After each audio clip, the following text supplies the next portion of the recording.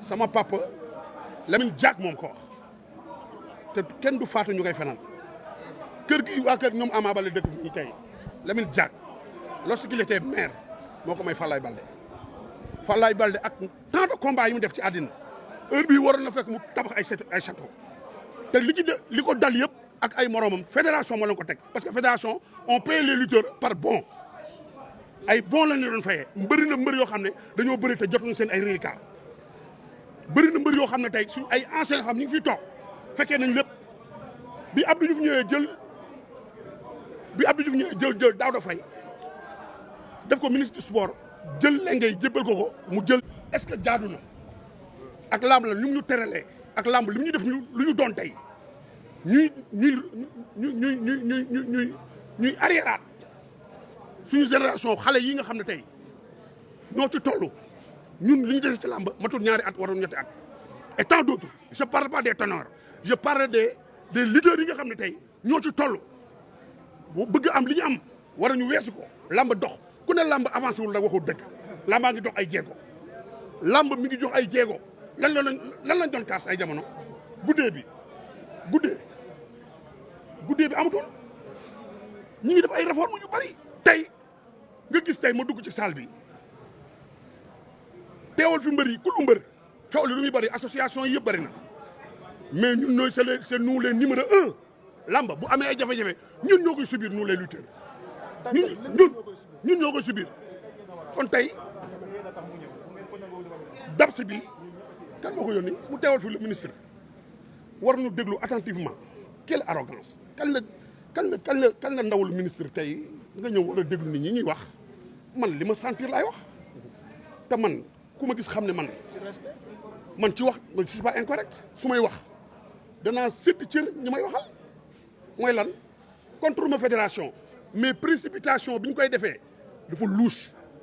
te mën naa la ci tegal tey loolu xajul fii mën nañ ko def ci émission billaay wallaay détaillé détail par détail li nga xam ne am na ñoo xam ne ñi ngi ci biir avec la complicité du DAPS moom en personne moom am na ñu muy comploter barke Cheikhou Tidiane pour lan préparer seen nit ku ñu war a fal ci bopp fédération bii te loolu kooku di copter ay postes yoo xam ne bëri na ñoo xam ne fii ñu ngi fii bëri na ñoo xam ne yow nan ngay créer fa bëgg a dem fédération ba pare am na ay postes yoo xam ne ministre bi moo koy copter ay ASC ñooy voté ay daayira yu kenn xamul mais c'est du n'importe quoi. ay club de gymnastique et puis ñu bëgg a jël copier-coller fédération natation ak fédération de lutte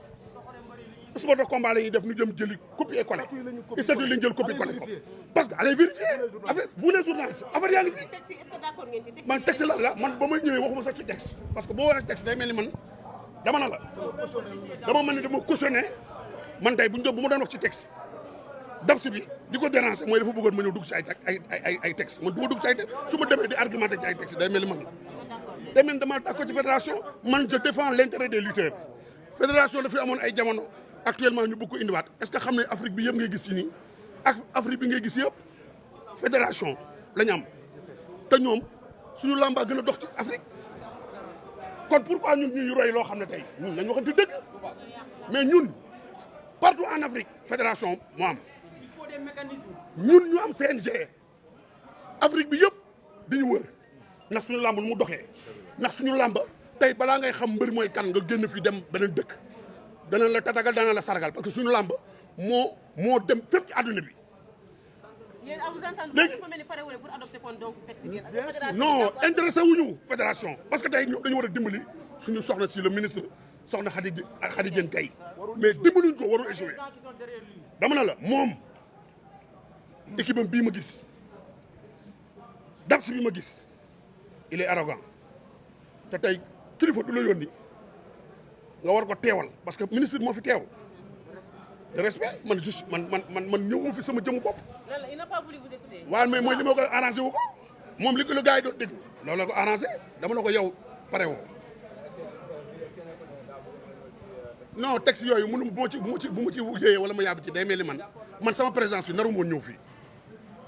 ay conseillers moo tax ma ñëw fi parce que bu ma ñëwul woon tey mën naa bañ a am sax yenn information yi sama présence fii c'est juste pour tey pour tey le monde de la lutte mbëri nee naa la fédération bu amee nii tey mbëri ñoo ciy dee mbëri ñoo ciy am ay problème tey nag dañu waxante dëgg ñun làmb dafa am lu ñu defar làmb daf ñu def lu ñu doon tey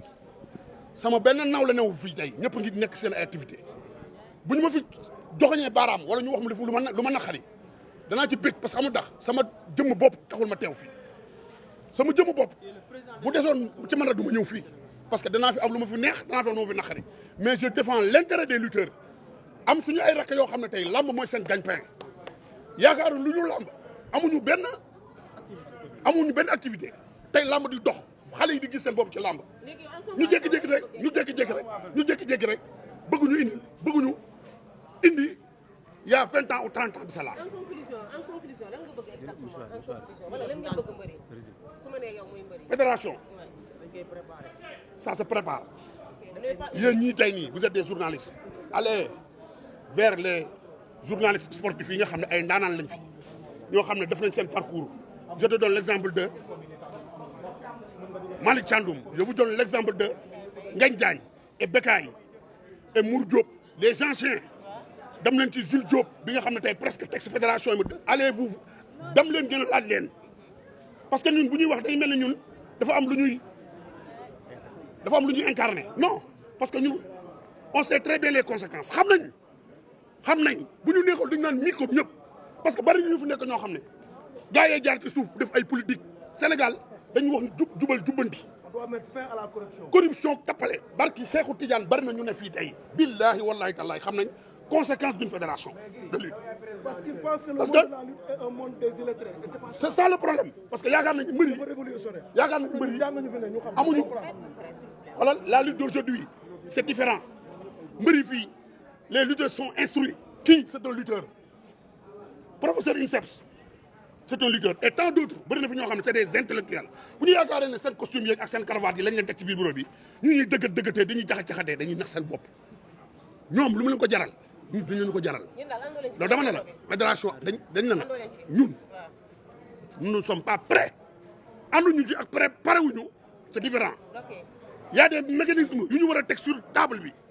pour dem vers une fédération mais seen parax bii lobby la ak tappale moo ne ci biir te bu lamb dàqoo dama ne la bu lamb ji yàqoo ba mbëri gi mënuñu gis seen bopp ñii ñëpp am nañ ay activité dama ne la ñii ñëpp am nañ ay activité te bis bu lamb amee ay problème tey ku ci nekk da ngay xëy dem liggéeyi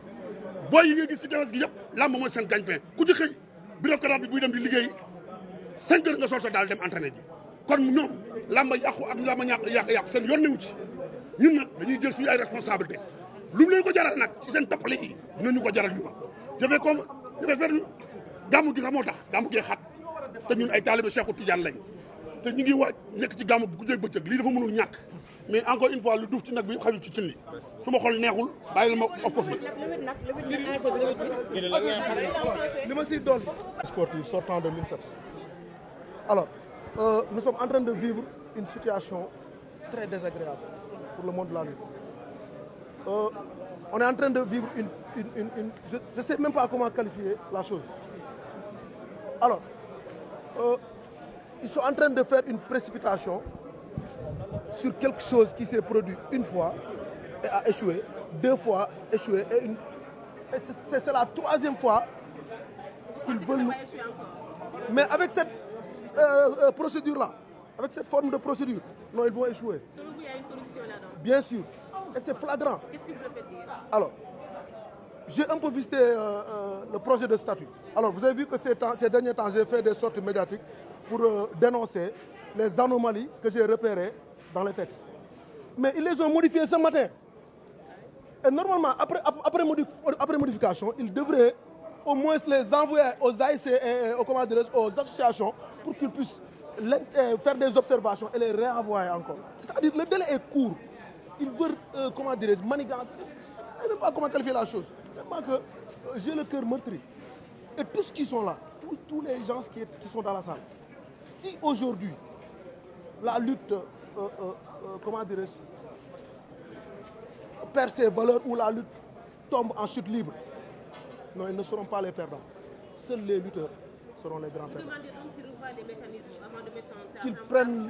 prennent le maximum de temps possible une fédération ne peut pas se construire sur 2 à 3 mois. Donc il va falloir prendre du temps, au moins 1 à 2 années. Mais pourquoi ils n'ont pas mis une structure spécialisée qui devait accompagner le CNG ou quelqu'un qui devrait être nommé sur l'arrêté ministériel, qui devrait accompagner et faire la campagne de sensibilisation durant tout ce temps. Mais le CNG a 8 points sur son cahier de charge. Mais sur ces 8 points-là, la fédération, aller vers une fédération est le 8e point. N'est-ce pas? Et maintenant, si on te confie une si lourde tâche dans un temps réduit et on veut que tu réussisses à 200% cette chose, c'est pas possible. C'est pas possible. Vous pensez qu'ils veulent mettre des personnes à la place, à la tête de cette fédération? Mais oui, parce que, imaginez, quand vous, sur la procédure, vous faites sortir une liste provisoire. Alors, quand la liste provisoire sort, on dit que c'est 206 associations qui sont actuellement en règle. Plus 21 qui doivent se régulariser. 206 plus 21, ça donne 227. Donc, normalement, la liste définitive doit être 27 associations. Et on revient un beau matin, une liste définitive qui sort avec 252. D'où viennent les 25 associations?